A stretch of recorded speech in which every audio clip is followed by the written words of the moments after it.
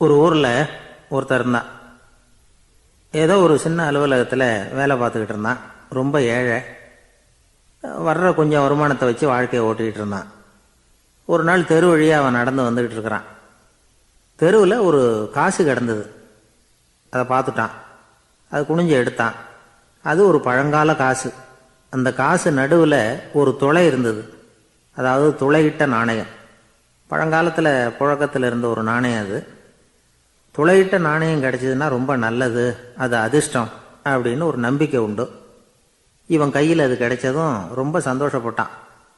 இனிமேல் என்னுடைய கஷ்டம்லாம் தீரப்போகுது, அதிர்ஷ்டம் என்னை தேடி வரும், நான் பணக்காரன் ஆகிடுவேன் அப்படின்னு சொல்லிட்டு அந்த காசை தன்னுடைய கோட்டு பையில் பத்திரமா போட்டு வச்சுக்கிட்டான். அடிக்கடி அதை தொட்டு பார்த்துக்கிறது உண்டு, வெளியில் எடுக்க மாட்டான். இப்படியே கொஞ்ச காலம் ஆச்சு. அதுக்கப்புறம் என்னாச்சு தெரியுமா? நிஜமாவே அதிர்ஷ்டம் அவனை தேடி வர ஆரம்பிச்சுட்டுது. செல்வம் வந்து குவிஞ்சுது. பணம், பதவி, புகழ் எல்லாம் வந்து சேர்ந்தது. சமூகத்தில் அவன் ஒரு பெரிய மனுஷன் ஆயிட்டான். எல்லாரும் அவனை பாராட்டினாங்க. அவன் எதை தொட்டாலும் வெற்றி, எல்லாம் அந்த காசோட மகிமை அப்படின்னு அவன் மனசுக்குள்ளே நினச்சிக்கிட்டான். தினமும் காலையில் அந்த கோட்டை போட்டுக்கிட்டு தான் வெளியில் கிளம்புவான். புறப்படுறதுக்கு முன்னாடி கோட்டு பாக்கெட்டை தொட்டு பார்த்துக்குவான், உள்ளே காசு இருக்கா அப்படிங்கிறத உறுதிப்படுத்திக்குவான். அதுக்கப்புறம் தான் வெளியில் கிளம்புவான். இப்படியே பல வருஷம் ஓடி போச்சு. ஒரு நாள் அவனுக்கு அந்த ஆசை வந்துட்டுது. அதாவது அந்த துளையிட்ட நாணயத்தை எடுத்து கண்ணால் பார்க்கணும் அப்படின்னு. காலையில் சாப்பிட்டுக்கிட்டு இருந்தான். அப்போ தன்னுடைய மனைவிகிட்ட சொன்னான், ரொம்ப நாளைக்கு அப்புறம் என்னுடைய அந்த நாணயத்தை இன்னைக்கு வெளியில் எடுத்து பார்க்க போகிறேன்னா. என்னத்துக்கு அது, இப்போ அதை பார்க்க வேணாமே அப்படின்னு மெதுவாக இழுத்தாங்க அந்த அம்மா. இல்லை நான் பார்த்தே தீரணும் அப்படின்னு அவன் தன்னுடைய சட்டை பைக்குள்ளே கையை விட்டான். உள்ளே இருந்த நாணயத்தை வெளியில் எடுத்தான். பார்த்தா அவனுக்கு ஆச்சரியமாக போச்சு. அந்த நாணயத்தில் துளையே இல்லை. என்ன ஆச்சு அப்படின்னு சொல்லி அவன் ரொம்ப குழம்பி போயிட்டான். இப்போ அந்த அம்மா சொன்னாங்க, நான் தான் ஒரு நாள் உங்கள் கோட்டு ரொம்பவும் தூசியாக இருக்கேன்னு சொல்லி அதை ஜன்னலுக்கு வெளியில் உதறினேன். உள்ளே இருந்த அந்த காசு அப்போ எனக்கு தெரியாது, ஞாபகத்தில் இல்லை. அது தெருவில் விழுந்துட்டது போல இருக்கு. அதுக்கப்புறம் எவ்வளவோ தேடி பார்த்தேன், கிடைக்கல. அதுக்குள்ளே அதை யாரோ எடுத்துகிட்டு போயிட்டாங்க போல இருக்கு. அது இல்லைங்கிறது உங்களுக்கு தெரிஞ்சால் வருத்தமாக இருக்குமேங்கிறதுக்காக நான் தான் வேற ஒரு நாணயத்தை எடுத்து சட்டை பைக்குள்ளே வச்சுட்டேன் அப்படின்னு விவரத்தை சொன்னாங்க அந்த அம்மா. இது எப்போ நடந்ததுன்னு கேட்டான். உங்களுக்கு அந்த காசு கிடைச்சதே அன்னைக்கு மறுநாளே இது நடந்து போச்சு அப்படின்னாங்களாம். இதை கொஞ்சம் யோசனை பண்ணி பாருங்க. அவனுக்கு அதிர்ஷ்டத்தை கொடுத்தது அந்த நாணயம் இல்லை, அவனுடைய நம்பிக்கை, அதாவது தன்னம்பிக்கை. அதுதான் வேலை செஞ்சிருக்கு.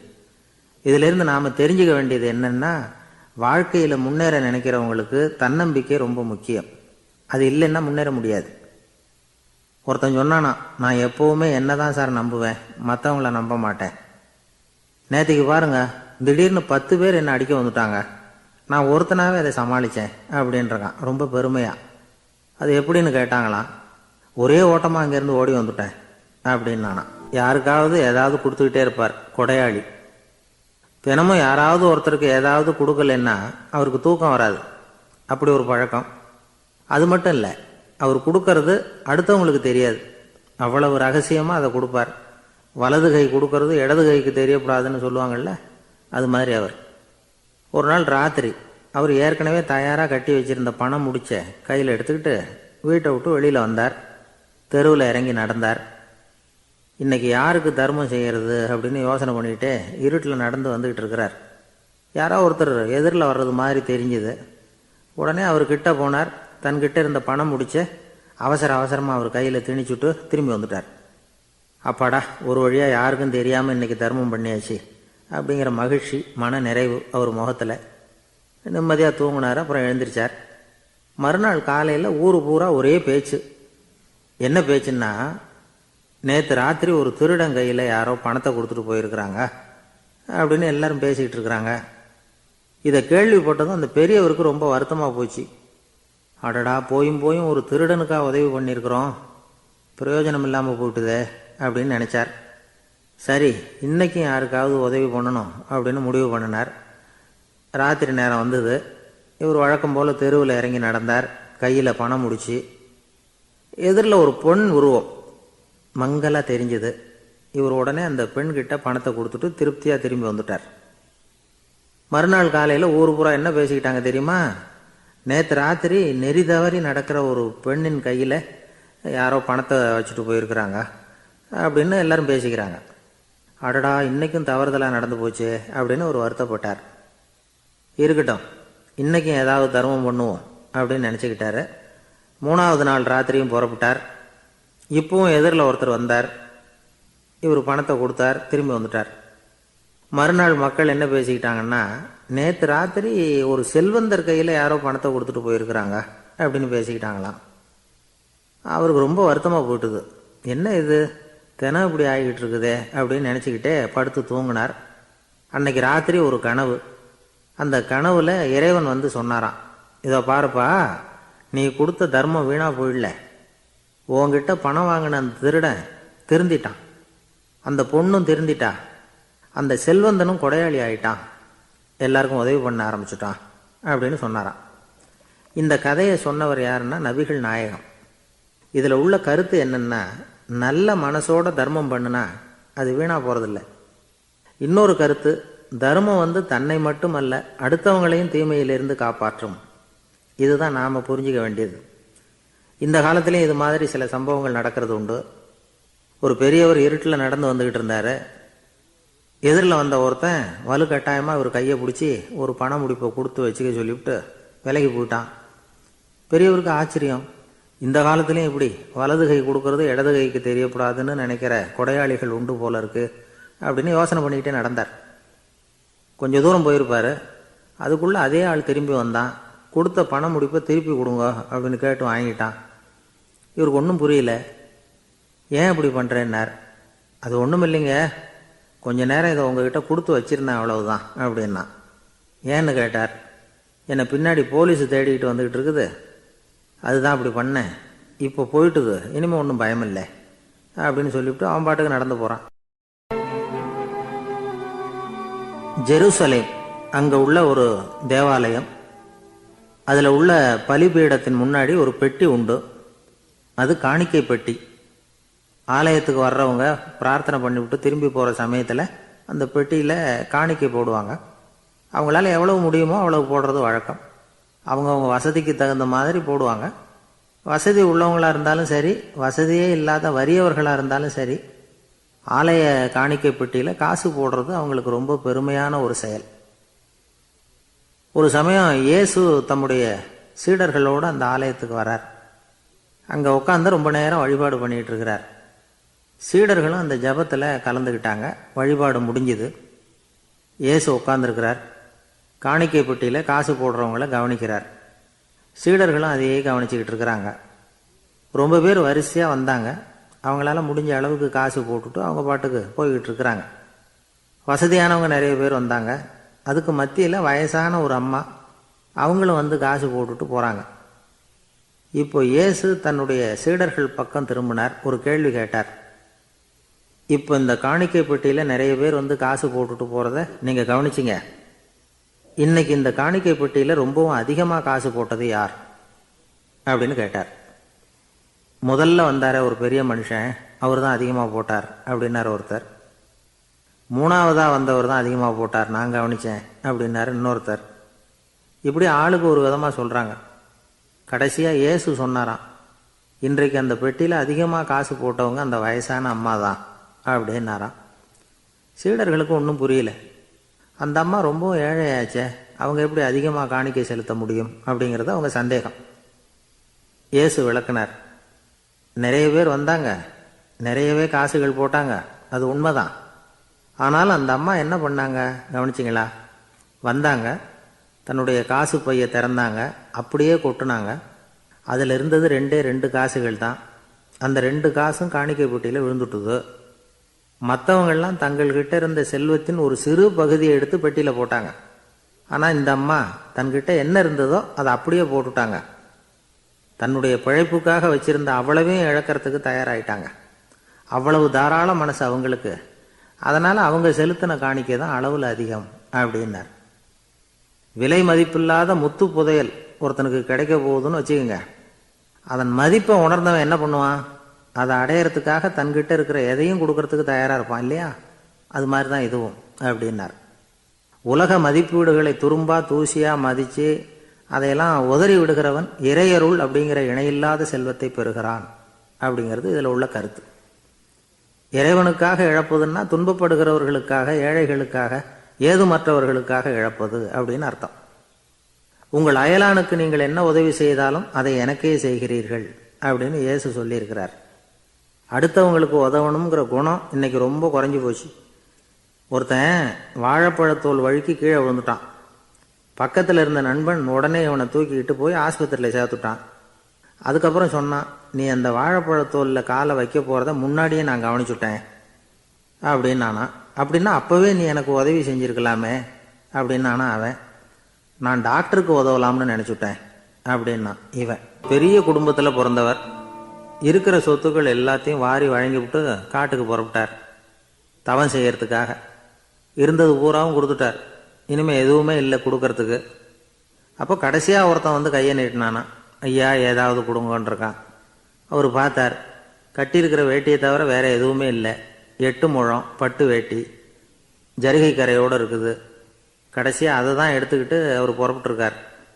அவர் பார்த்தார், எதிரில் அவன் பரிதாபமாக நின்றுட்டு இருக்கிறான். அந்த 8 முழ வேட்டியை 2ஆக கிழிச்சார். 4 முழத்தை அவங்ககிட்ட கொடுத்தாரு. மீதி 4 முழத்தை தன்னுடைய இடுப்பில் கட்டிக்கிட்டு அவர் காட்டுக்கு போயிட்டார். இவன் என்ன பண்ணான் தெரியுமா? கையில் கிடைச்ச 4 முழத்தை எடுத்துக்கிட்டு கடை வீதிக்கு போனான். பழைய பட்டு வேட்டி, ஜருகை இதையெல்லாம் விலைக்கு வாங்குற வணிகர் ஒருத்தர் இருக்கார். அவர்கிட்ட போனான். இதை விலைக்கு எடுத்துக்கிறீங்களா அப்படின்னு கேட்டிருக்கான். அவர் வாங்கி பார்த்துருக்கார்.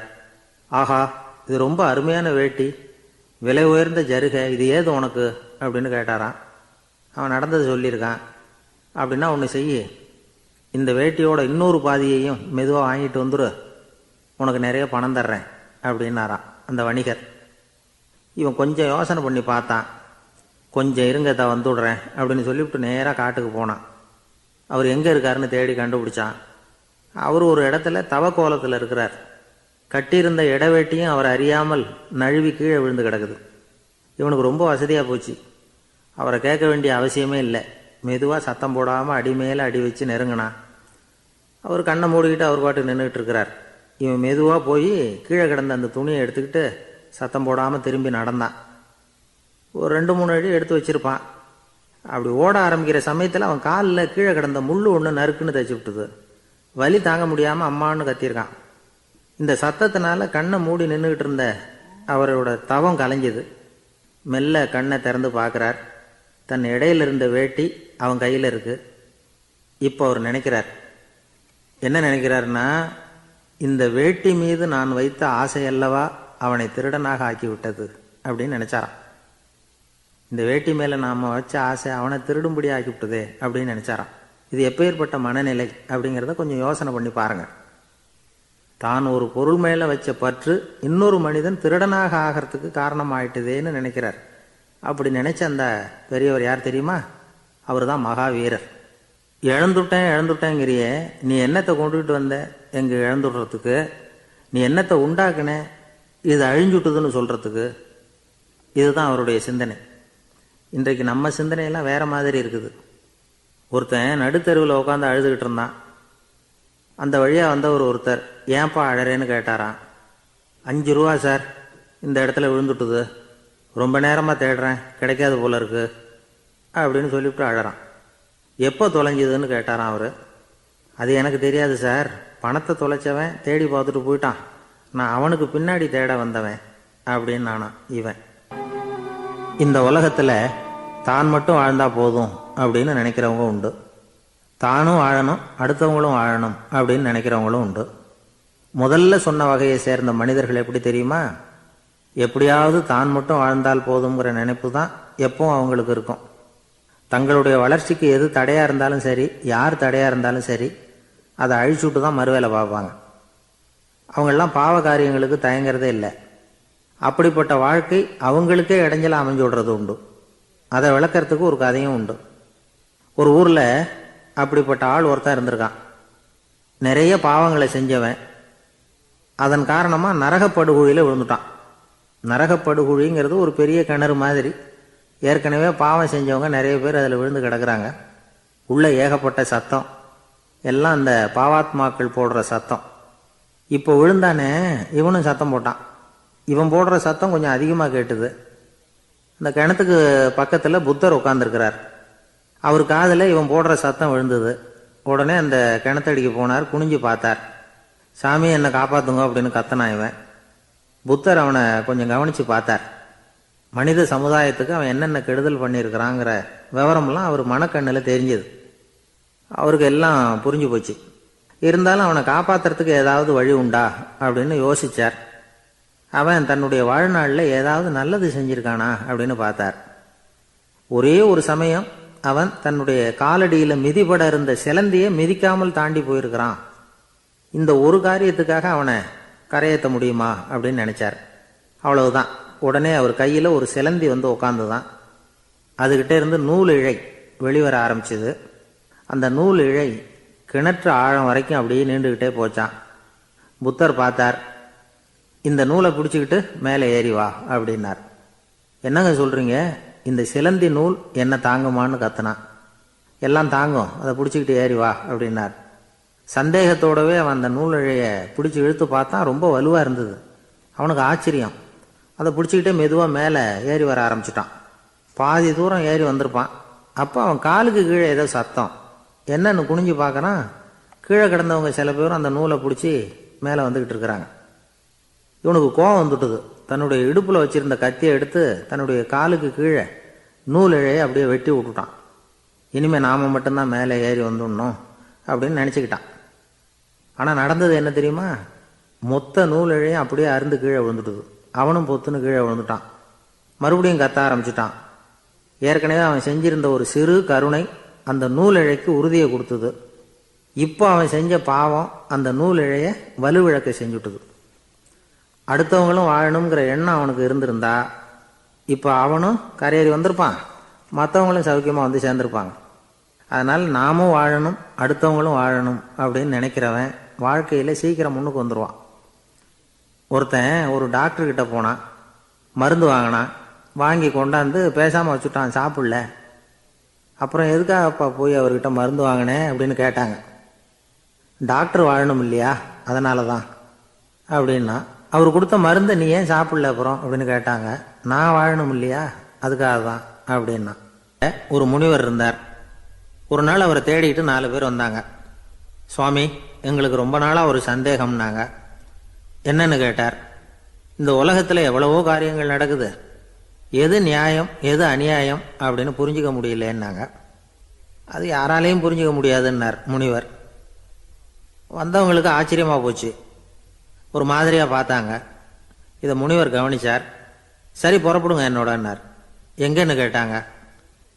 இப்போ உங்கள் 4 பேரையும் ஒரு புஷ்பக விமானத்தில் அழைச்சிட்டு போகிறேன். இந்த உலகத்தில் சர்வசாதாரணமாக நடக்கக்கூடிய ஒரு காட்சியை உங்களுக்கு காட்ட போகிறேன். நீங்கள் பார்க்க போகிற அந்த காட்சி நியாயமா அநியாயமா அப்படிங்கிறத என்கிட்ட சொல்லணும். நீங்கள் சரியான பதில் சொன்னால் புஷ்பக விமானத்தில் தொடர்ந்து பிரயாணம் பண்ணலாம். தவறான பதில் சொன்னால் இந்த புஷ்பக விமானம் உங்களை கீழே தள்ளி விட்டுரும் அப்படின்னார். 4 பேருக்கும் பயந்தான். இருந்தாலும் முனிவர் கூப்பிடுறாரே அப்படின்னு சொல்லி புறப்பட்டாங்க. அவங்க எல்லாரும் புறப்பட்டு ஒரு காட்டு வழியாக போய்கிட்டு இருக்கிறாங்க புஷ்பக விமானத்தில். அங்கே நடக்கிற ஒரு காட்சியை காட்டுறார் முனிவர். அதோ அங்கே பாருங்கன்னார். அந்த விமானத்தில் இருந்தபடியே எல்லாரும் கீழே குனிஞ்சு பார்க்குறாங்க. அங்கே ஒரு தாய் புலி அப்போ தான் குட்டி போட்டிருக்கு. குட்டிகளை ஈன்ற உடனே பசிக்கு இறை தேடி அந்த பக்கமாக வருது. அதே நேரம் ஒரு தாய் மான், அதுவும் அப்போ தான் குட்டி போட்டிருக்கு. அதுவும் இதே மாதிரி குட்டிகளை ஈன்ற உடனே பசிக்கு இறை தேடி அந்த பக்கமாக வருது. இப்போ அந்த புலி அந்த மானை அடித்து போட்டுவிடுது. அதுவும் சாப்பிடுது, குட்டிகளுக்கும் கொடுக்குது. இப்போ அந்த புலிக்குட்டிகள் முகத்தில் மகிழ்ச்சி, தாயை இழந்த அந்த மான் குட்டிகள் முகத்தில் துக்கம். இப்போ அந்த முனிவர் 4 பேர்கிட்டையும் கேட்குறார். நீங்கள் இங்கே பார்த்தீங்களே, இதில் எது நியாயம் எது அநியாயம் ஒவ்வொருத்தராக சொல்லுங்கள். உங்கள் பதில் சரியில்லைன்னா இந்த விமானம் உங்களை கீழே தள்ளி விட்டுரும், சொல்லுங்கள் பார்க்கலாம்னார். முதல்ல ஒருத்தன் சொன்னான், அந்த புலி செஞ்சது சரிதாங்க. அது பசிக்கு அதுதான் ஆகாரம். தன்னுடைய பசிக்கு தானே இறை தேடிக்கிட்டுது, அதில் என்ன தப்பு, அவ்வளவுதான். அதனால் புலி செஞ்சது நியாயம்தான் அப்படின்னா. அவ்வளவுதான், அந்த விமானம் அவனை அப்படியே கீழே தள்ளி விட்டுட்டுது. அதனால் அவன் கொடுத்த பதில் சரியில்லை அப்படிங்கிறது புரிஞ்சு போச்சு. இப்போ ரெண்டாவது ஆள் சொன்னான், புலி செஞ்சது பாவம், அந்த தாய்மான் என்ன தப்பு பண்ணிச்சு, இப்போ அந்த குட்டிகளுக்கு யார் ஆதரவு, அதனால் புலி செஞ்சது அநியாயம் அப்படின்னா. அவ்வளவுதான், அவனையும் கீழே தள்ளி விட்டுடுது அந்த விமானம். இந்த பதிலும் சரியில்லை அப்படின்னு ஆயிட்டுது. இப்போ மூணாவது ஆள் வந்தான். முதல்ல 2 பேர் கீழே விழுந்ததை பார்த்துக்கிட்டு இருந்தான். அதனால் அவன் சொன்னான், ரெண்டுமே நியாயம்தாங்க, புலி இரை தேடினதும் இயற்கை, அதுக்கு மான் இரையானதும் இயற்கை, அதனால் இதில் ஒன்றும் தப்பு இல்லைன்னா. அவ்வளவுதான், அவனையும் அந்த விமானம் கீழே பிடிச்சி தள்ளி விட்டுது. இப்போ நாலாவது ஆள் வந்தான். முனிவர் கேட்டார், நீயாவது சொல்லுப்பா, இந்த செயலில் எது நியாயம்னார். அவன் தெளிவாக பதில் சொன்னான். அதாவது என்ன சொன்னான்னா, எனக்கு தெரியல அப்படின்னா. அவனை விமானம் கீழே தள்ளலை, சௌரியமாக அழைச்சிட்டு போட்டுது. இவனும் பிரயாணம் சௌக்கியமாக பண்ணானான். ஆக இதுதான் சரியான பதிலுங்கிறத முனிவர் உணர்த்தினார். இந்த கதையிலிருந்து நாம் புரிஞ்சுக்க வேண்டியது என்னென்னா, இந்த உலகத்தில் எவ்வளவோ காரியங்கள் நடக்குது, அதெல்லாம் ஏன் அப்படி நடக்குதுங்கிறதுக்கு எப்பேற்பட்ட பண்டிதராலும் பதில் சொல்ல முடியாது. தெரியாததை தெரியாதுன்னு ஒத்துக்கிட்டா வாழ்க்கை பிரயாணம் சுகமாக இருக்கும். அதனால் தேவையில்லாத விஷயங்களை புரிஞ்சுக்கிறதுக்கு நேரத்தை செலவு பண்ணிகிட்டு இருக்கக்கூடாது. வாழ்க்கையை குழப்பிக்கக்கூடாது. வாழ்க்கைக்கு தேவையானது என்னவோ அதை மட்டும் புரிஞ்சுக்கிட்டா போதும். இந்த காலத்து ஆள் ஒருத்தன் ஒரு பெரியவரை தேடி வந்தான். ஐயா, ஒரு சந்தேகம்னா. என்ன உன்னுடைய சந்தேகம்னார். பகுத்தறிவுன்னா என்ன, விதின்னா என்ன அப்படின்னு கேட்டான். இதுக்கு அவர், இப்போ உன்னுடைய வலது காலை தூக்குன்னார். தூக்கினான். சரி, இப்போ உன்னுடைய வலது காலை கீழே இறக்காம உன்னுடைய இடது காலையும் தூக்குன்னார். தூக்கினான். பொத்துன்னு கீழே விழுந்துட்டான். பெரியவர் சொன்னார், உன்னால் ஒரு காலை தூக்க முடிஞ்சுது, அதுதான் பகுத்தறிவு. 2 கால்களையும் ஒரே சமயத்தில் தூக்குனா அடிபடும், அப்படிங்கிறது தான் விதி அப்படின்னு விளக்கம் கொடுத்தார். இவன் தன்னுடைய விதியை நொந்துக்கிட்டே இடுப்பை பிடிச்சிக்கிட்டு அங்கேருந்து நடந்து போயிட்டானான். ஒரே ஒரு ஊரில் ஒரு கோயில் இருந்தது. ரொம்ப பழைய கோயில். உள்ளே போகிறதுக்கே பயமாக இருக்கும். எந்த நேரத்தில் இடிஞ்சு விழுந்துருமோ அப்படிங்கிற பயம். அப்படி இருந்ததுனால யாரும் துணிஞ்சு சாமி கும்பிடுறதுக்கு அங்கே போகிறதில்ல. கோயிலுக்கு வர்ற கூட்டம் கொஞ்சம் கொஞ்சமாக குறைய ஆரம்பிச்சுட்டுது. கோயில் நிர்வாகிகள் எல்லாரும் கூடி உட்காந்து பேசினாங்க. என்ன பண்ணலாம்னு யோசனை பண்ணாங்க. எந்த இடம் மோசமாக இருக்கோ அந்த இடத்த பழுது பார்த்தாங்க. அங்கே எங்கே வர்ணத்தை பூசி கொஞ்சம் அழகுபடுத்தி பார்த்தாங்க. ஏதோ இந்த ஊரில் கோயில்னு ஒன்று இருக்குது, அது மக்களுக்கு தெரியணும் அப்படிங்கிறதுக்காகத்தான் இப்படிலாம் பண்ணாங்க. இருந்தாலும் கோவில் இருக்கிற நிலைமை மக்களுக்கு தெரியும். அதனால் அங்கே வர்றது குறைச்சிக்கிட்டாங்க அவங்க. ஒரு கட்டத்தில் யாருமே வர்றதில்லை. நிலைமை அந்த அளவுக்கு ஆயிட்டுது. மறுபடியும் கோவில் நிர்வாகிகள் கூட்டம் நடந்தது. இந்த கூட்டம் கூட கோயிலுக்கு உள்ளே நடக்கலை, இடிஞ்சு விழுந்துருமோங்கிற பயம். அதனால் வெளியில் தான் உட்காந்து கூட்டத்தை நடத்தினாங்க. ஏன்னா உள்ளே போகிறதுக்கு அவங்களுக்கும் துணிச்சல் கிடையாது. எந்த நேரமும் விழுந்துரும் போல் இருந்தது அது. அது வழியாக போகிறவங்க கூட வேகமாக அந்த இடத்த கடந்து போக ஆரம்பிச்சிட்டாங்க. கோவில் நிர்வாகிகள் வெளியில் உட்காந்து கூட்டம் போட்டாங்க இல்லையா, அந்த கூட்டத்தில் 4 தீர்மானங்களை நிறைவேற்றினாங்க. அது என்ன 4 தீர்மானம்னா, முதல் தீர்மானம், இந்த கோவிலை இடிப்பது அப்படிங்கிற முடிவை இந்த கமிட்டி மிகவும் வருத்தத்துடன் ஏற்றுக்கொள்ளுகிறது அப்படின்னு நிறைவேற்றினாங்க. இதுக்கு பதிலாக இன்னொரு கோவிலை உடனடியாக கட்டி முடிச்சுடணுங்கிறது 2வது தீர்மானம். 3வது தீர்மானம் என்ன தெரியுமா, பழைய கோவிலின் கதவுகள், அதிலிருந்து பிரித்து எடுக்கிற செங்கல், இதையே புது கோவில் கட்டுவதற்கு பயன்படுத்தி கொள்ள வேண்டியது. பழைய கோவில் இருந்த மாதிரியே அதே வடிவத்தில் புது கோவிலையும் கட்ட வேண்டியது. பழைய கோவிலின் அஸ்திவாரத்தை அப்படியே வச்சுக்கிட்டு அதுக்கு மேலே நாம் கோயிலை கட்டிக்க வேண்டியது. இதுதான் 3வது தீர்மானம். இதையும் கமிட்டி முழு மனசோடு ஏற்றுக்கிட்டது. இது வரைக்கும் சரி. இப்போ அந்த கமிட்டி 4வதாக ஒரு முக்கியமான தீர்மானத்தை கொண்டுகிட்டு வந்து அதையும் ஏகமனதாக நிறைவேற்றி விட்டது. அது என்ன தீர்மானம்னா, புதிய கோவில் கட்டி முடிக்கிற வரைக்கும் பழைய கோவிலை இடிக்கிறதில்லை அப்படிங்கிற தீர்மானம். எப்படி இருக்குது பாருங்க இது. பழசை இடிக்காத வரையில் அதே இடத்துல புதுசாக எப்படி கட்ட முடியும்? பல விஷயங்களில் நாம் நடந்துக்கிற முறையும் இப்படி தான் இருக்குதான். வாழ்க்கையில் முன்னேறணும்னு ஆசைப்படுவோம். அதே நேரத்தில் அந்த முன்னேற்றத்துக்கு எது தடையாக இருக்கோ அதை விட்டுடுறதுக்கும் மனசு வராது. வெளிநாட்டில் ஒரு பெரிய விருந்து நடந்துக்கிட்டு இருந்துதான். எல்லாரும் மது கோப்பையும் கையுமா அலைஞ்சிக்கிட்டு இருக்கிறாங்க. ஒருத்தர் மட்டும் கையில் எதுவும் இல்லாமல் ரொம்ப நல்ல பிள்ளையா சாதுவா ஒரு ஓரமாக தனியாக உட்காந்துருக்கிறார். அவர்கிட்ட நெருங்கி, வாங்க மது சாப்பிடலாம் அப்படின்னு கூப்பிட்டாங்களாம். என்னை வற்புறுத்தாதீங்க, நான் என் மனசுக்குள்ள உறுதியாக தீர்மானம் பண்ணிவிட்டேன் அப்படின்னாராம். என்ன தீர்மானம் பண்ணியிருக்கீங்க அப்படின்னு கேட்டிருக்காங்க. ஏற்கனவே முழு போதையில் இருக்கும் பொழுது மறுபடியும் மது கோப்பையை தொடரதில்லை அப்படின்னு தீர்மானம் பண்ணியிருக்கேன் அப்படின்னாராம். ஒரு ஊரில் ஒரு பெரியவர் இருந்தார். ஒரு நாள் அவரை தேடி ஒருத்தர் வந்தார்.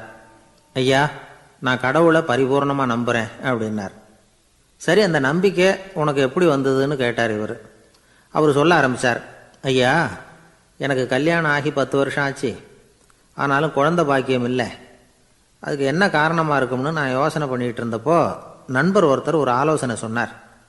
உனக்கு மதப்பற்று இல்லை, எந்த கடவுளையுமே நம்ப மாட்டேங்கிற, அதுதான் காரணம். கடவுளை நம்பு, உனக்கு குழந்தை பாக்கியம் கிடைக்கும் அப்படின்னார். அவர் அப்படி சொன்னாரே தவிர எனக்கு சந்தேகம்தான். இருந்தாலும் அவர் சொன்னபடியும் நடந்து தான் பார்ப்போமே அப்படின்னு முடிவு பண்ணேன். கடவுளை நம்ப ஆரம்பித்தேன். அந்த வருஷமே அழகான ஆண் குழந்தை பிறந்தது. எல்லாம் இறைவன் அருள் அப்படின்னார். இவர் இப்படி சொன்னதை கேட்டதும் அந்த பெரியவர் சொன்னார், நீ சொல்கிறதெல்லாம் சரிதான். இருந்தாலும் இந்த காலத்தில் எந்த ஒரு காரியமாக இருந்தாலும் அதை சோதனை செஞ்சு பார்த்துட்டு தான் ஒரு முடிவுக்கு வந்து சேர முடியும். அறிவுபூர்வமான முடிவு அதுவாக தான் இருக்கும். அறிவியல் சோதனைகள் அப்படித்தான். ஒரு குறிப்பிட்ட விஷயத்தை பற்றி எத்தனை தடவை சோதனை பண்ணாலும் ஒரே முடிவு தான் கிடைக்கணும். அதுதான் சரியாக இருக்கும். அதனால் இப்போ மறுபடியும் ஒரு சோதனைன்னார். என்ன செய்யணும் அப்படின்னு கேட்டார் இவர்.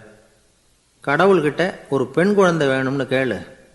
முதல்ல ஆண் குழந்தையை கொடுத்தது மாதிரியே இப்போ ஒரு பெண் குழந்தையையும் கொடுக்குறாரா பார்க்கலாம் அப்படின்னார். சரின்னு சொல்லி இவர் அதே மாதிரி முயற்சி பண்ணினார். அதுக்கப்புறம் அவர் இந்த பெரியவர்கிட்ட வரவே இல்லை. கொஞ்ச காலம் கழித்து இவரே அவரை தேடிக்கிட்டு போய் கதவை தட்டினார். அவர் கதவை திறந்தார். என்ன ஆச்சு, கடவுள் கண் திறந்தாரா அப்படின்னு கேட்டார். அவர், அந்த சமாச்சாரம்லாம் நமக்கு வேணாம் சார். முதல் தடவை அது ஏதோ தற்செயலாக ஏற்பட்ட ஒரு சாதகம்.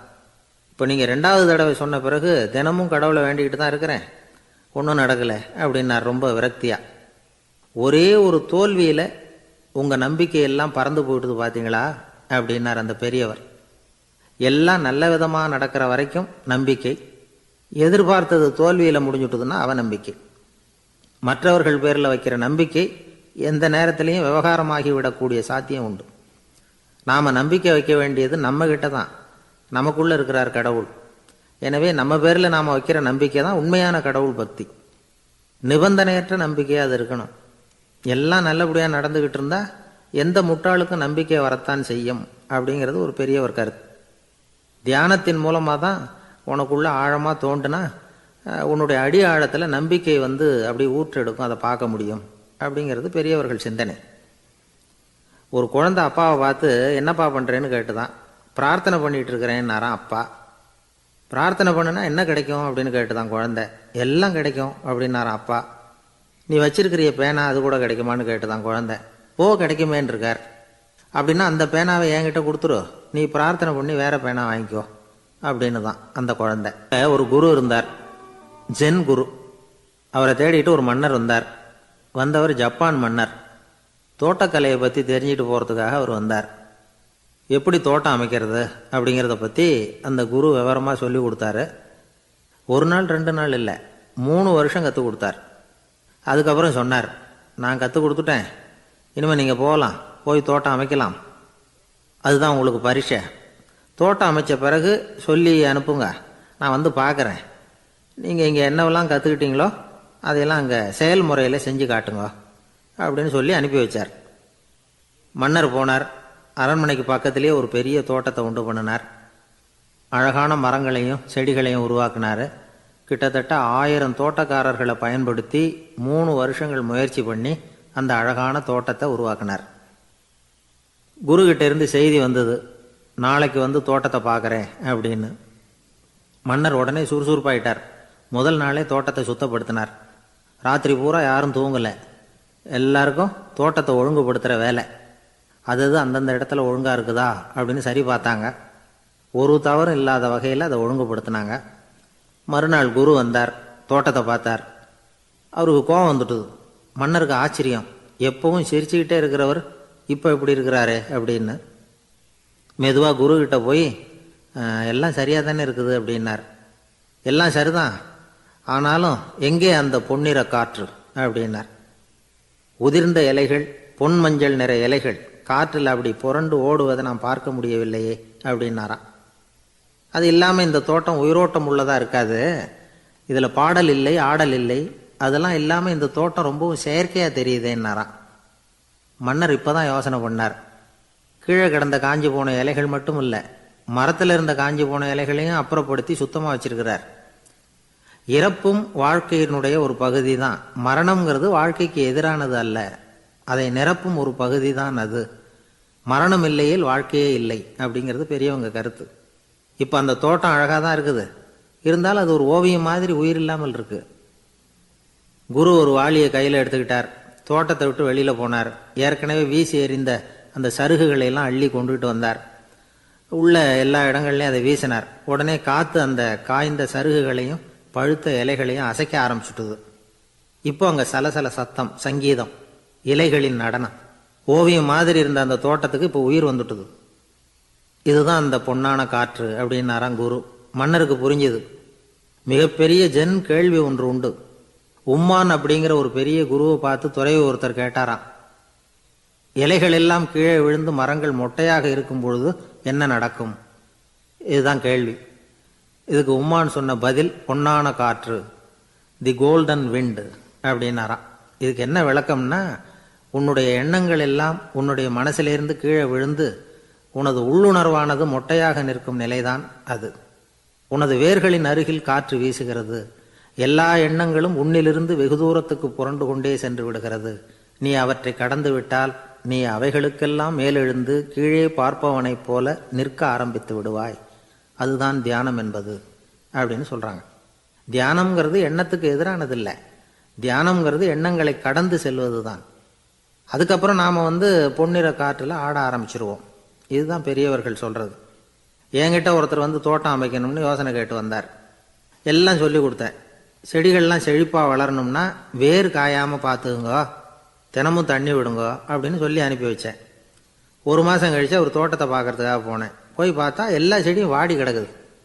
என்னங்க இப்படி பண்ணிவிட்டீங்கன்னு. நீங்கள் சொன்னபடி தான் செஞ்சேன்னார். என்ன செஞ்சீங்கன்னு கேட்டேன். வேறு காயாமல் பார்த்துக்க சொன்னீங்க, தினமும் ஒரு தடவை எல்லா செடியையும் ஒவ்வொன்றா பிடுங்கி பார்த்து வேறு காயாமல் இருக்கா அப்படின்னு பார்த்துட்டு அதுக்கப்புறம் தண்ணி பாய்ச்சனே, அவ்வளவுதான் அப்படின்னார். ஒரு ஊரில் 4 நண்பர்கள் இருந்தாங்க. 4 பேரும் சோம்பேறிகள். 4 பேருக்கும் எந்த வேலையும் செய்யறதுக்கு உடம்பு வளையறதில்ல. இருந்தாலும் சோம்பேறித்தனத்தில் ஒருத்தருக்கு ஒருத்தர் கொஞ்சம் வித்தியாசம் உண்டு. அதுக்கு தகுந்த மாதிரி அவங்களுக்கு பேர் அமைஞ்சு போச்சு. ஒருத்தன் கால் சோம்பேறி, இன்னொருத்தன் அரை சோம்பேறி, அடுத்தவன் முக்கால் சோம்பேறி, கடைசி ஆள் முழு சோம்பேறி. இவங்க 4 பேரும் நண்பர்கள். அப்புறம் எப்படி காரியம் நடக்கும்? 4 பேரும் ஒரு வீதியில் அப்படியே நடந்து போய்கிட்டு இருக்கிறாங்க. நல்ல பசி. எங்கேயாவது சோறு போடுவாங்களா அப்படின்னு பார்த்துக்கிட்டே வந்தாங்க. அவங்க வந்த வழியில் ஒரு ரூபா காசு கிடந்தது தரையில். அவங்க கண்ணில் அது பட்டுது. ஆனாலும் அதை குனிஞ்சு எடுக்கணுமே, அதுக்கு சோம்பேறித்தனம். முழு சோம்பேறி பார்த்தான். பக்கத்தில் வந்துக்கிட்டு இருந்த முக்கால் சோம்பேறிக்கிட்ட சொன்னானா, டேய் அதை கொஞ்சம் குனிஞ்சு எடுறா அப்படின்னானா. அவன் என்ன பண்ணான் தெரியுமா? அதுக்கு அடுத்தபடியாக வந்த அரை சோம்பேறிக்கிட்ட சொன்னானா, டேய் நீ அதை கொஞ்சம் குனிஞ்சு எடுறா அப்படின்னானா. அவன் இவனை விட மோசம், அடுத்தவங்ககிட்ட சொல்லியிருக்கிறான். அவனும் குனியறதுக்கு தயாராக இல்லை. ஆக கூடி கடைசியில் யாருமே காசை எடுக்கலை. என்னத்துக்கு அனாவசியமாக உடம்பை வளைச்சிக்கணும் அப்படின்னு எல்லாரும் பேசாமல் வந்துட்டாங்க. அவங்க பாட்டுக்கு நடந்து வந்துக்கிட்டே இருக்கிறாங்க. எதிரில் ஒருத்தன் வாழைப்பழத்தை வண்டியில் வச்சு தள்ளிக்கிட்டே வந்தான். ரூபாய்க்கு 4 பழம்னு கூவி விற்றுக்கிட்டே வர்றான். இப்போ அந்த முழு சோம்பேறி சொன்னானா, டேய் வழியில் கிடந்ததை ரூபா, அதையாவது எடுத்துக்கிட்டு வந்திருந்தா இப்போ இந்த பழத்தை வாங்கி ஆளுக்கு ஒன்று சாப்பிட்லாமே அப்படின்னானா. ஆமாம் சாப்பிட்ருக்கலாமே அப்படின்னாங்களாம் மற்றவங்களும். ஆனாலும் திரும்பி போய் அதை எடுக்கணும்னு யாருக்கும் தோணலை. பேசாமல் சோர்ந்து போய் நடந்து வந்தாங்களாம். இருட்டி போச்சு. வழியில் ஒரு கோவில். சரி இங்கேயே படுத்து தூங்குவோம் அப்படின்னா ஒருத்தன். அதுதான் சரின்னாங்க மற்றவங்களும். அப்படியே மண்டபத்தில் படுத்துட்டாங்க. கோவில் அர்ச்சகர் வேலையெல்லாம் முடிச்சுவிட்டு வெளியில் வந்திருக்காரு. இவங்கள பார்த்தாராம். ஏன் இப்படி சோர்ந்து போய் கிடக்குறீங்க அப்படின்னு விசாரிச்சிருக்கார். 2 நாளாச்சுங்க நாங்கள் சாப்பிட்டு அப்படின்னாங்களாம். அவர் உடனே ஐயோ பாவம் அப்படின்னு சொல்லி பானை, விறகு, அரிசி, தண்ணி எல்லாம் கொடுத்து நீங்களே சமையல் பண்ணி சாப்பிட்டுக்குங்க அப்படின்னு சொல்லிவிட்டு போயிட்டார். இந்த 4 பேருக்கும் சமையல் பண்ணி சாப்பிட்ணும்னு ஆசையாக தான் இருந்தது. ஆனால் அடுப்பு பற்ற வைக்கணுமே, அதுக்கு தீப்பெட்டி வேணுமே, தீப்பெட்டி இல்லை. இப்போ முழு சோம்பேறி ஆரம்பித்தான். அடுத்தவனை பார்த்து, டேய் கடைக்கு போய் ஒரு தீப்பெட்டி வாங்கிட்டு வாயேன் அப்படின்னு நானான். அவன் வழக்கம் போல் அடுத்தவங்ககிட்ட சொல்லியிருக்கான், அவன் அதுக்கு அடுத்தவங்ககிட்ட சொல்லியிருக்கிறான். கடைசியாக கால் சோம்பேறிக்கிட்ட வந்து சேர்ந்தது. அவனும் அது நம்மால் முடியாது அப்படின்னு பேசாமல் இருந்துட்டான். இப்போ தீப்பெட்டி வேணுமே, அதுக்கு என்ன பண்ணுறது? அவங்களுக்குள்ளே பேசி ஒரு முடிவுக்கு வந்தாங்களாம். அதாவது யார் முதல்ல வாயை திறந்து பேசுகிறாங்களோ அவங்க தான் தீப்பெட்டி வாங்கிறதுக்கு போகணும் அப்படின்னு. அவ்வளவுதான்.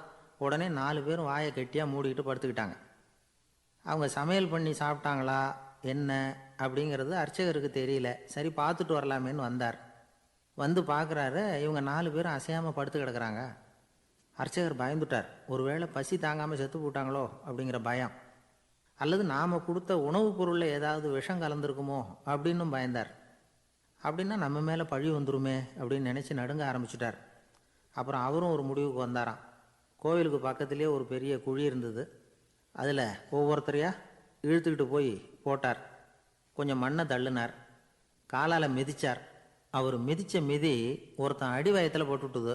அவன் உடனே வலி தாங்காமல் ஐயோ அம்மான்னு அலறினான். உடனே நடந்தது என்ன தெரியுமா? மற்ற 3 பேரும் துள்ளி எழுந்திரிச்சாங்களாம். அவனை பார்த்து, நீ தாண்டா தீப்பெட்டி வாங்க போகணும், நீ தாண்டா வாங்க போகணும், நீ தான் சத்தம் போட்ட அப்படின்னு சொல்லி ஆரம்பிச்சிட்டாங்களாம். அர்ச்சகர் பார்த்தார், இது பேய் மாதிரி தெரியுதுன்னு நினச்சிக்கிட்டு ஒரே ஓட்டமாக ஓடி போட்டாராம். கிராமப்புறங்களில் இப்படி ஒரு கதையை சொல்கிறது உண்டு. சோம்பல்ங்கிறது நம்ம முன்னேற்றத்துக்கு பெரிய தடை அப்படிங்கிறத நாம் புரிஞ்சுக்கணும். அதுதான் இந்த கதை சொல்கிற நீதி. ஒரு பள்ளிக்கூடத்தில் ஒரு புதுமையான போட்டி நடந்துதான். அதாவது சோம்பேறித்தனத்துக்கு பரிசு. அதில் 2வது பரிசு யாருக்குன்னு அறிவித்தாங்க. ஒரு பையன் எழுந்திரிச்சு மெதுவாக நடந்து போய் பரிசை வாங்கிட்டான். அடுத்தது முதல் பரிசு யாருக்கு அப்படின்னு அறிவித்தாங்களாம். அவன் கடைசி வரிசையிலேருந்து கத்தனானான், ஐயா அதையும் அந்த பையன் மூலமாகவே கொடுத்து அனுப்பி வச்சுருங்க, இங்கே வந்தது நான் வாங்கிக்கிறேன் அப்படின்னா. ஒரு ராஜா இருந்தார். அவர் ஒரு நாள் காலையில் அரண்மனையில் மேல் மாடத்தில் வந்து நின்றுக்கிட்டு இருந்தார். அப்போ ஒரு ஆள் வீதியில் ரொம்ப வேகமாக ஓடிக்கிட்டு இருக்கான். அதை ராஜா கவனித்தார். அவன் மனசில் ஏதோ ஒரு தவிப்பு இருக்குங்கிறத புரிஞ்சுக்கிட்டார். உடனே அரண்மனை சேவகர்களை கூப்பிட்டார். அந்த ஆளை இங்கே அழைச்சிட்டு வாங்க அப்படின்னார். இவங்க ஓடி போய் அந்த ஆளை அழைச்சிட்டு வந்தாங்க. மன்னர் முன்னாடி நிறுத்தினாங்க. மன்னர் அவனை நிமிர்ந்து பார்த்தார். எதுக்காக இவ்வளோ வேகமாக ஓடிக்கிட்டு இருக்கிற அப்படின்னு கேட்டார். இதுக்கு அவன் சொன்னான், மன்னா, நம்ம கோட்டையின் வடக்கு வாசல் இருக்கு இல்லையா, அது ஓரமாக ஒரு பெரிய பாறாங்கல் கிடக்கு. அதுக்கு அடியில் நான் ஒரே ஒரு வெள்ளி நாணயத்தை புதைச்சி வச்சுருக்கேன். அது இப்போ எனக்கு தேவைப்படுது. என்னுடைய மனைவிக்கு ஒரு பரிசு வாங்கி கொடுக்க வேண்டியிருக்கு. அதுக்காக தான் அவசரமாக ஓடிக்கிட்டு இருக்கிறேன் அப்படின்னா. மன்னர் யோசனை பண்ணார். அப்புறம் சொன்னார், அதுக்காகவா இப்படி ஓடுற? பரவாயில்ல, அதை பற்றி கவலைப்படாத. நான் உனக்கு 10 வெள்ளி காசுகள் தர்றேன், வாங்கிட்டு திரும்பி போ அப்படின்னார். இவன் தலையை சொரிஞ்சான். மன்னா, நீங்கள் கொடுக்கறத ரொம்பவும் மகிழ்ச்சியோடு வாங்கிக்கிறேன். இருந்தாலும் அதுக்கப்புறம் அந்த வடக்கு வாசலுக்கு போய் அங்கே இருக்கிற ஒரு நாணயத்தையும் எடுத்துக்கிட்டு போயிடுறேனே அப்படின்னு நானும். இதை பாருப்பா, அந்த ஒரு நாணயத்தை மறந்துடு, உனக்கு 100 வெள்ளி நாணயங்கள் தரேன் இருக்கார். மன்னா, ரொம்ப மகிழ்ச்சி. உங்கள் மாதிரி தாராள குணம் வேற யாருக்கும் வராது. நீங்கள் கொடுக்குற 100 நாணயங்களையும் வாங்கிக்கிறேன். இருந்தாலும் வடக்கு வாசலுக்கு போய் அதையும் எடுத்துக்கிட்டா 101 ஆகிடுமே அப்படின்னு நானா. இதை பாருப்பா, அந்த ஒரு நாணயத்தை மறந்துடு, அது எக்கேடாவது கெட்டு போகட்டும். நான் உனக்கு 100 பொற்காசுகள் தரேன், அதையாவது வாங்கிட்டு வந்த வழியிலேயே திரும்பி போடுன்னாரான். தங்க நாணயங்களே தரேன்னு சொல்கிறீங்க, தாராளமாக வாங்கிக்கிறேன். இருந்தாலும் வடக்கு வாசலுக்கு போய் அப்படின்னு மறுபடியும் ஆரம்பித்தான். அரசர் வந்து பொறுமை இழந்துட்டார். கடைசியாக ஒரு முடிவுக்கு வந்துட்டார். இதை பாருப்பா, உனக்கு என்னுடைய ராஜ்யத்திலேயே பாதியை கொடுத்துட்றேன், அப்படியாவது திருப்தியாக திரும்பி போ அப்படின்னாரான். மன்னா, உங்களுடைய பெருந்தன்மைக்கு ஈடு இணையே கிடையாது. தேசத்திலேயே பாதி பிரித்து கொடுக்குறேன்னு சொல்கிறீங்க, அதனால் உங்ககிட்ட ஒரு சின்ன வேண்டுகோள் அப்படின்னானா. சொல்லுன்னாராம் மன்னர் ஆர்வமாக. இவன் மெதுவாக ஆரம்பித்தான். அப்படி இந்த ராஜ்யத்தை 2ஆக பிரிக்கிறப்போ அந்த வடக்கு வாசல் இருக்கிற பக்கத்தை என்கிட்டயே கொடுத்துருங்கோ அப்படின்னானா. மன்னர் அசந்து போயிட்டார். இந்த கதை எதுக்காகன்னு கேட்டால், மனம்ங்கிறது ஒரு குரங்குங்கிறத புரிஞ்சுக்கிறதுக்காகத்தான். உன்னை பிடிச்சிக்கிட்டா லேசில் விடாது. அப்படிப்பட்ட மனசை அறிவு தான் வழி நடத்தணும். அதில் தான் வாழ்க்கையின் வெற்றி அடங்கியிருக்குது. ஒரு சின்ன பையன் தெருவில் அழுதுகிட்டு இருந்தான். ஏன்பா அழுகுறேன்னு ஒரு பெரியவர் கேட்டார். 1 ரூபா காசை இங்கே தொலைச்சுட்டேன் அப்படின்னா. சரி, அதுக்காக அழாத, அதுக்கு பதிலாக 10 ரூபா தரேன், இந்தா வச்சுக்கோன்னு கொடுத்தார். அந்த 10 ரூபாயை வாங்கி சட்டப்பையில் போட்டுக்கிட்டு அதை விட அதிகமாக சத்தம் போட்டு அழ ஆரம்பிச்சுட்டான். மறுபடியும் ஏன்டா அழறேன்னு கேட்டார் பெரியவர். அந்த 1 ரூபாயும் கிடச்சிட்டுதுன்னா இப்போ என்கிட்ட 11 ரூபா இருக்குமே, இப்போ 10 ரூபா தானே இருக்குது அப்படின்னு சொல்லிவிட்டு அழறான் ஒருத்தர். அவருக்கு ஜாதகத்தில் நம்பிக்கை உண்டு. அவரே ஜோசியம்லாம் பார்ப்பார். என்ன சார் இந்த காலத்தில் இதையெல்லாம் நம்பிக்கிட்டு இருக்கீங்களே அப்படின்னு கேட்டால், உங்களுக்கு ஒன்றும் தெரியாது சார், இந்த உலகத்தில் ஒவ்வொருத்தரும் அவங்கவங்க செய்கிற நல்லது கெட்டதுக்கு தகுந்த பலனை அனுபவிச்சே தீரணும் பார். அது மட்டும் இல்லை, ஒருத்தர் செத்துட்டா கூட அவன் செஞ்ச பாவ புண்ணியங்கள் கூடவே போய்கிட்டு இருக்கோம் பார். அது எப்படி கூட போவோம் அப்படின்னு குதர்க்கமாக கேட்டால், அதுக்கு அவர் ஒரு கதை சொன்னார். அது ரொம்ப சுவாரஸ்யமாக இருந்தது. அது என்ன கதைன்னா, ஒரு ஊரில் ஒருத்தர் இருந்தாராம். அவர் ஜோசியம் பார்க்குறதுல ரொம்ப கெட்டிக்காரரான். ஒருத்தருடைய தலைமுடியை மட்டும் அவர்கிட்ட காட்டினா போதும், அதை மட்டும் பார்த்துட்டு அவருடைய ஜாதகத்தையே அலசி போடுவாராம். அப்பேற்பட்ட திறமை. அந்த ஆள் ஒரு சமயம் கன்னியாகுமரி கடற்கரைக்கு போயிருந்திருக்கார். அங்கே கரை ஓரமாக ஒரு மண்டை ஓடு கிடந்திருக்கு. அதை எடுத்து பார்த்துருக்கார். அந்த மண்டை ஓட்டை வச்சுக்கிட்டே அதோட ஜாதகத்தை அலசியிருக்கார். இந்த மண்டை ஓட்டுக்கு உரிய ஆசாமி வாழ்க்கையில் ரொம்ப கஷ்டப்பட்டிருக்கணும், நிறைய கஷ்டத்தை அனுபவிச்சிருக்கணும். அது தாங்க முடியாமல் தான் கடலில் விழுந்து தற்கொலை பண்ணிகிட்டு இருக்கான் அப்படிங்கிறத அவர் கணிச்சுட்டார். இருந்தாலும் இந்த மண்டை ஓடு இன்னமும் அனுபவிக்க வேண்டியது பாக்கி இருக்குது அப்படிங்கிறத அவர் உணர்ந்தாராம். அது சரி, ஒருத்தன் உயிரோடு இருக்கிற வரைக்கும் நல்லது கெட்டதை அனுபவிக்க முடியும், செத்ததுக்கு அப்புறமும் பாக்கி இருக்குன்னா அதை எப்படி அனுபவிக்கிறது? இந்த மண்டை ஓட்டுக்கு இன்னும் கொஞ்சம் பாக்கி இருக்குங்கிறது அவருக்கு புரிஞ்சதே தவிர அதோட அர்த்தம் என்னங்கிறது சரியாக விளங்கலை. சரி, இதை இன்னும் கொஞ்சம் விவரமாக ஆராய்ச்சி பண்ணுவோம் அப்படின்னு நினச்சிக்கிட்டு அதை தன்னுடைய வீட்டுக்கு எடுத்துகிட்டு போயிட்டார். அந்த மண்டை ஓட்டை ஒரு பெட்டியில் வச்சு பூட்டினார். தன்னுடைய தனி அறையில் அதை பத்திரமா வச்சுக்கிட்டார். தினமும் ராத்திரி ஆனதும் தன்னுடைய மனைவியை பார்த்து, நீ போய் பூஜை அறையில் தனியாக படுத்துக்கோ அப்படின்னு சொல்லிவிட்டு தினம் ராத்திரி 12 மணிக்கு பெட்டியை திறந்து அவர் பார்ப்பார். மண்டை ஓடு அப்படியே இருந்தது தவிர இன்னும் கொஞ்சம் பாக்கி இருக்குங்கிறதுக்கு அர்த்தம் அவருக்கு விளங்கலை. அந்த மண்டை ஓட்டுக்கு இன்னும் என்ன பாக்கி இருக்க போகுது? எப்படியோ ஒரு 10 நாள் போச்சு. அந்த வீட்டம்மாவுக்கு சந்தேகம் வந்துட்டுது. நம்ம வீட்டுக்காரரு நம்மளை தனியாக ஏன் தூங்க சொல்கிறார் அப்படிங்கிற சந்தேகம். உடனே பக்கத்து வீட்டு அம்மா கிட்ட விஷயத்தை சொல்லியிருக்கிறாங்க. அந்த அம்மா உடனே, நீ கவலைப்படாத, நான் கண்டுபிடிச்சி சொல்கிறேன் அப்படின்னு சொல்லிவிட்டாங்களாம். அன்னைக்கு ராத்திரியே ஜன்னல் வழியாக எட்டி பார்த்துருக்குறாங்க. இந்த ஆள் மண்டை ஓட்டை கையில் வச்சுக்கிட்டு அது திருப்பி திருப்பி பார்த்துக்கிட்டு இருக்கிறான். அதை பார்த்துட்டாங்க. மறுநாள் காலையில் அவரோட மனைவியை பார்த்தாங்க. ஏம்மா, உன் வீட்டுக்காரருக்கு நீ முதல் மனைவியா 2வது மனைவியா அப்படின்னு கேட்டாங்களாம். எனக்கு தெரிஞ்ச வரைக்கும் நான் ஒருத்தி தான் அவருடைய மனைவி அப்படின்னாங்களாம் அவங்க. அப்படி இல்லை, நீ அவருக்கு 2வது மனைவி. முதல் மனைவியின் மண்டை ஓட்டை தான் அவர் தினமும் ராத்திரியில் எடுத்து பார்த்துக்கிட்டு இருக்கிறார் அப்படின்னாங்க அடுத்த வீட்டு அம்மா. அப்படியா விஷயம் அப்படின்னு சொல்லிவிட்டு கணவன் வீட்டில் இல்லாத நேரமாக பார்த்து அந்த மண்டை ஓட்டை எடுத்து கொண்டாந்து ஒரு உரலில் போட்டு உலக்கையால் குத்தி நொறுக்க ஆரம்பிச்சிட்டாங்க. வெளியில் போயிருந்த அந்த ஆள் அப்போ தான் உள்ளே நுழைஞ்சார். மண்டை ஓடு உலக்கை கிட்ட குத்து வாங்கிக்கிட்டு இருக்கு. அது அனுபவிக்க வேண்டியது இன்னும் கொஞ்சம் பாக்கி இருக்குங்கிறதுக்கு அர்த்தம் எனக்கு இப்போ தான் புரிஞ்சுது அப்படின்னாராம் அவர். இந்த கதையிலேருந்து நாம் இன்னொரு நீதியையும் புரிஞ்சுக்கணும். அதாவது நம்ம வீட்டை பற்றி நமக்கு புரியாததெல்லாம் அடுத்த வீட்டுக்காரங்களுக்கு நல்லா புரியும். ஒரு ஆள் இருந்தான். அவன் ஒரு நாள் கோயிலுக்கு போனான். கடவுள்கிட்ட வேண்டிக்கிட்டான், எனக்கு ஒரு 1,00,000 ரூபா நீ கொடுத்தா நான் உன் சன்னதியில் ஒரு தேங்காய் உடைக்கிறேன் அப்படின்னு வேண்டிக்கிட்டான். கடவுள் பார்த்தார். உடனே அவன் கண் முன்னாடி தோன்றினார். இந்தா நீ கேட்ட 1,00,000 ரூபாய் அப்படின்னு சொல்லி அவன் கையில் பணத்தை கொடுத்துட்டு மறைஞ்சிட்டார். இவனால் நம்பவே முடியல. இவ்வளவு சுலபமாக கிடைக்கும்னு தெரிஞ்சிருந்தா அனாவசியமாக ஒரு தேங்காய் உடைக்கிறேன்னு வேண்டியிருக்க வேண்டியது இல்லையே அப்படின்னு நினச்சான். இருந்தாலும் வேண்டுதலை நிறைவேற்ற வேண்டியது கடமை. அதுக்காக என்ன பண்ணான், பக்கத்தில் ஒரு கடைக்கு போனான். ஒரு தேங்காயை கையில் எடுத்தான். இது என்ன விலைன்னு கேட்டான். 5 ரூபான்னார் கடையில் இருந்தவர். அதிகமாக இருக்குதே விலைன்னா. அப்படின்னா ஒன்று செய்யுங்க, அடுத்த ஊருக்கு போங்க, அங்கே தென்னந்தோப்பு அதிகம், அதனால் அங்கே இதை விட குறைஞ்ச விலைக்கு கிடைக்கும் அப்படின்னார். சரின்னு அடுத்த ஊருக்கு கிளம்புனான். அங்கே போய் விசாரித்தான். ஒரு தேங்காய் 3 ரூபாய் விலைன்னாங்க. இதுவும் அதிகமாக தெரியுதேன்னா. அப்படின்னா ஒன்று செய்ய, அதுவும் அந்த ஆற்று ஓரமாக ஒரு தென்னை மரம் இருக்கு பார், அதில் நீயே ஏறி பறிச்சுக்கோ, ஒரு தேங்காய்க்கு 1 ரூபா கொடுத்தா போதும் அப்படின்னார் அந்த தோப்புக்கு சொந்தக்காரரு. இவனுக்கு மரம் ஏற தெரியாது, இருந்தாலும் ஆசை யாரை விட்டுது, விலை சல்லிசா இருக்குதே. ஆற்று உரம் போனால் தட்டு தடுமாறி அந்த மரத்தில் ஏறினா அந்த தென்னை மரம் வளைஞ்சி ஆற்று பக்கம் போய் அப்புறம் நிமிர்ந்து இருந்தது. அதாவது மரத்தின் உச்சி சரியாக ஆற்றுக்கு நடுவில் இருந்தது. ஆற்றுல வெள்ளம் கரை புரண்டு ஓடிக்கிட்டு இருக்கு. இவன் கடவுள் கொடுத்த 1,00,000 ரூபாயை மடியில் வச்சு இறுக்கி கட்டிக்கிட்டான். உச்சிக்கு போய் காய் பறிக்கிற சமயத்தில் காற்றும் மழையும் பலமாக கலந்து அடிக்க ஆரம்பிச்சுட்டுது. கால் வழுக்கி விட்டுட்டுது. இவன் சடார்னு ஒரு தென்னை மட்டையை பிடிச்சிக்கிட்டு தொங்க ஆரம்பிச்சிட்டான். கீழே பயங்கரமான வெள்ளம், மடியில் 1,00,000 ரூபா பணம், என்ன செய்யறதுன்னு தவிக்கிறான். இந்த சமயம் கரையில் ஒரு யானை பாகன் யானையை குளிப்பாட்டிக்கிட்டு இருக்கிறான். அது அவன் கண்ணில் பட்டது. ஐயா ஒரு உதவின்னு கத்துனான். அவன் என்ன செய்யணும்னு கேட்டான்.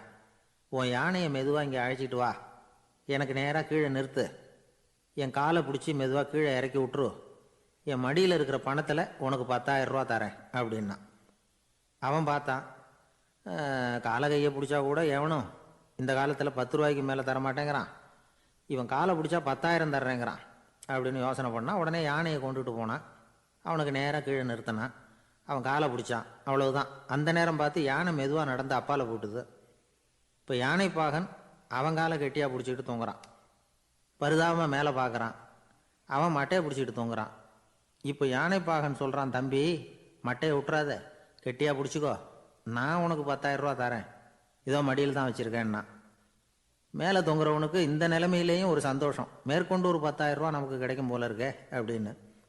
இந்த சமயத்தில் ஒருத்தன் ஒட்டகத்தை ஓட்டிகிட்டு வந்தான் அந்த பக்கமாக குளிப்பாட்டுறதுக்கு. யானை பாகம் பார்த்துட்டான். ஐயா ஒட்டகக்காரரே, அதை இங்கே கொண்டுட்டு வா, எங்கள் காலை பிடிச்சி பத்திரமா இறக்கி விடு, நாங்கள் பணம் கொடுக்குறோம்னா. அவனும் பணத்துக்கு ஆசைப்பட்டு வந்தான். அவன் காலை பிடிக்கிற சமயம் ஒட்டகமும் நழுவி போட்டுது. இப்போ 3 பேருமே வரிசையாக தொங்குறாங்க. ஒட்டகக்காரன் கத்துறான், தம்பி மட்டையை விட்டுறாத, கெட்டியாக பிடிச்சிக்கோ, நான் என் மடியில் இருக்கிற 5,000 உனக்கு தந்துடுறேன்னா.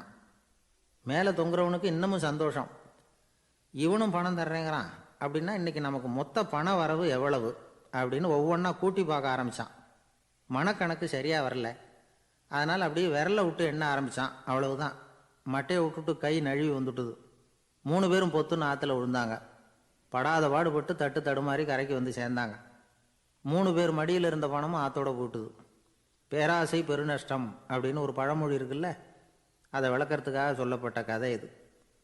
இந்த காலத்தில் ஒருத்தர் ஒரு நீச்சல் குளத்தில் நீச்சல் அடிச்சுக்கிட்டு இருக்கிறார். காவலுக்கு இருந்தவர் அதை கவனிச்சுட்டார். கரையிலேருந்து சத்தம் போட்டாராம், இதோ பாருங்க, இங்கே ராத்திரி 8 மணிக்கு மேலே நீச்சல் அடிக்கிறது சட்டப்படி குற்றம், அதுக்கு அனுமதி கிடையாது, தெரியாதா உங்களுக்கு அப்படின்னாராம். இதுக்கு அவரு, ஐயையோ நான் நீச்சல் அடிக்க வந்தவன் இல்லைங்க, சும்மா சுற்றி பார்க்க வந்தவன், தடுமாறி குளத்தில் விழுந்துட்டேன், நீச்சல் தெரியாது, அதனால் தத்தளிச்சுக்கிட்டு இருக்கிறேன் அப்படின்னு கத்துனாராம். கரையில் இருந்தவர் பார்த்தார். ஓ அப்படின்னா சரி, அதுக்கு ஒன்றும் தடை இல்லை அப்படின்னு சொல்லிவிட்டு அவர் பாட்டு நடந்து போயிட்டாராம். நிறைய பணம் சேர்த்தான். அவனுக்கு சம்பாதிக்க தெரியுமே தவிர செலவு பண்ண தெரியாது. மகா கஞ்சன். காசை கையில் எடுக்கவும் மாட்டான். எடுத்தால் செலவு செய்ய வேண்டியிருக்குமே, அதனால் இப்படியே அவன் காலத்தை ஓட்டி விட்டான். வயசாயிட்டுது. அவனுடைய மனைவி ஒரு நாள் கேட்டாங்க, இவ்வளவு நாளாக நீங்கள் என்னை எங்கேயுமே அழைச்சிட்டு போனதில்லை, இப்போவாவது அழைச்சிட்டு போகக்கூடாதா அப்படின்னாங்க. எங்கே போகணும்னு சொல்லுன்னா. காசிக்கு போகணும், கங்கையில் குளிக்கணும்னாங்க. இவன் பார்த்தான், இதுக்கு ஏன் அவ்வளோ தூரம் செலவு பண்ணிட்டு போகணும், நம்ம ஊர் ஆற்றுலையே குளிக்கலாமே, இதுவும் புண்ணிய நதி தான், இங்கே குளித்தா அங்கே குளித்த பலன் கிடச்சிரும் அப்படின்னா. சரின்னு 2 பேரும் ஆத்தங்கரைக்கு போனாங்க. அன்றைக்கி ஏதோ விசேஷம், நிறைய கூட்டம், நிறைய பேர் குளிச்சுக்கிட்டு இருக்கிறாங்க. கரையில் சில புரோகிதர்கள் நின்றுக்கிட்டு இருக்கிறாங்க. குளிக்கிறதுக்கு முந்தி அவங்கக்கிட்ட உட்காந்தா ஏதோ மந்திரம்லாம் சொல்லுவாங்க, கொஞ்சம் காசு கொடுக்க வேண்டியிருக்கும். அதனால் இவன் என்ன பண்ணான், ஆத்தங்கரையிலேயே கொஞ்சம் தூரம் போனான். ஊரை விட்டு தள்ளி வந்துட்டான். அங்கே யாருமே இல்லை. அப்பாடான்னு சந்தோஷப்பட்டான். குளிக்கலாம்னு புறப்பட்டான். இந்த நேரம் கடவுள் பார்த்தார், இந்த கஞ்சனுக்கு ஏதாவது புத்தி போகட்டணும் அப்படின்னு நினைச்சார். உடனே ஒரு புரோகிதர் மாதிரி உருவத்தை மாற்றிக்கிட்டு அந்த ஆள் முன்னாடி வந்து நின்னார். அவனுக்கு அதிர்ச்சி, இங்கே யாருமே இருக்க மாட்டாங்கன்னு நினச்சா இங்கேயுமே ஒரு ஆள் வந்துட்டார, என்ன பண்ணுறதுன்னு யோசனை பண்ணான். புரோகிதர் உருவத்தில் இருந்த கடவுள் சொன்னார், இதை பாருங்க, இன்னைக்கு விசேஷ நாள், நீராடுறதுக்கு முன்னாடி சுயகல்பம் பண்ணிக்கிறது ரொம்ப நல்லது அப்படின்னார். என்கிட்ட பணம் எதுவும் இல்லையேன்னா. பரவாயில்ல, அப்புறமா கொடுங்க, வாங்கிக்கிறேன், ஆனால் ஒன்று, எவ்வளவு கொடுப்பீங்கிறத மட்டும் இப்போவே சொல்லிவிடுங்க அப்படின்னார். இவன் ரொம்ப யோசனை பண்ணான். ஒரு 10 பைசா தரேன் அப்படின்னா. சரின்னு ஒத்துக்கிட்டு எல்லா கிரியைகளையும் அவர் செஞ்சார். அதுக்கப்புறம் கணவனும் மனைவியும் ஆற்றுல குளிச்சாங்க. அவர் போயிட்டார். கொஞ்ச நாள் கழித்து அவன் வீட்டுக்கு வந்தார் கடனை வசூல் பண்ணுறதுக்கு. வாசலில் நின்றுக்கிட்டு இருந்த அவன் மனைவி இவரை பார்த்ததும் தயங்க ஆரம்பித்தாங்க. அந்த அம்மா கிட்ட விஷயத்தை சொன்னார். அந்த அம்மா ஓடி போய் உள்ளே இருக்கிற தன்னுடைய கணவர்கிட்ட சொன்னாங்க. அவன் யோசனை பண்ணான், இப்போ வெளியில் போனால் அவனுக்கு 10 காசு கொடுக்க வேண்டியிருக்கும். அதனால் எனக்கு காய்ச்சல்னு அந்த ஆளுகிட்ட சொல்லிவிடு, இன்னொரு சந்தர்ப்பத்தில் என்னை வந்து பார்க்க சொல்லு அப்படின்னா. அந்த அம்மா போய் சொன்னாங்க. அப்படிங்களா, அப்படின்னா அவரை நான் உடனே போய் பார்க்கணுமே அப்படின்னு உள்ளே நுழைய ஆரம்பித்தார். அவங்க மறுபடியும் இருங்க தான் வரேன்னு சொல்லிவிட்டு உள்ள ஓடி விஷயத்தை சொன்னாங்க. இது ஏதுடா வம்பா போச்சு அப்படின்னு பார்த்தான். மனைவியை கிட்டத்தில் கூப்பிட்டான். இதோ பாரு, ஜன்னி கண்டு நான் இறந்து போயிட்டதா சொல்லிவிடு அப்படின்னா சொன்னாங்க. புரோகிதர் பார்த்தார். அப்படின்னா ஒரு வழியாக இருந்து அவருடைய இறுதி சடங்குகளையும் நானே முடிச்சுட்டு போயிடுறேன் அப்படின்னார். உள்ளே இருந்தவன் யோசனை பண்ணான், அந்த ஆள் என்னை விடமாட்டான் போல இருக்கு. அதனால் ஒரு சவப்பெட்டியில் என்னை வச்சு தூக்கிக்கிட்டு மயானத்துக்கு போங்க, பார்த்துக்கலாம் அப்படின்னா. புரோகிதரும் விடுற மாதிரி இல்லை, கூடவே நடந்து போயிட்டு இருக்கிறார்.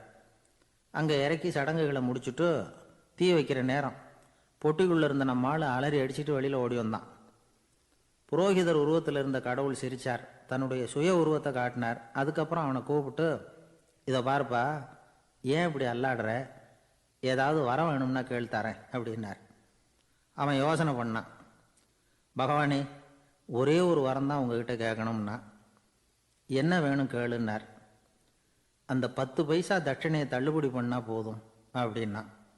கடவுளும் சரின்னு சொல்லிட்டு போயிட்டார். இப்படி ஒரு கதையை சுவாமி சிவானந்தர் சொல்லியிருக்கிறார். செல்வந்தர்கள் பல பேர் இப்படித்தான் இருக்கிறாங்க. தாங்களும் அனுபவிக்க மாட்டாங்க, அடுத்தவங்களுக்கும் கொடுக்க மாட்டாங்க. இது மாதிரியான கஞ்சர்களுக்கு இந்த உலகம் இல்லை, அந்த உலகம் இல்லைங்கிறார் அவர். இந்த கதையில் கடவுள் கடன் வசூலுக்கு வந்தது மாதிரி